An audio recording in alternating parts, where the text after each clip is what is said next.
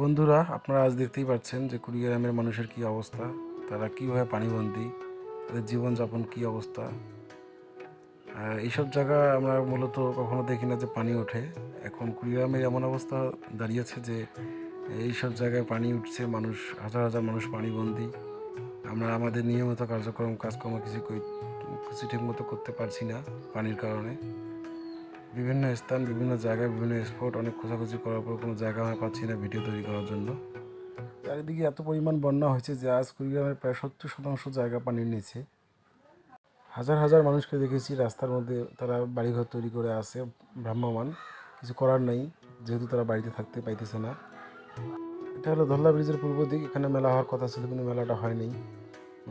তারপরেও হচ্ছে কুড়িগ্রামের ব্যাক সাইডে ওই দিকে। কিন্তু আমার মতে আলহামদুলিল্লাহ মেলাটা না হয় ভালো ছিল, কারণ কুড়িগ্রামের মানুষ বানভাসী, সবাই বন্যায় সেই রকম ক্ষতিগ্রস্ত।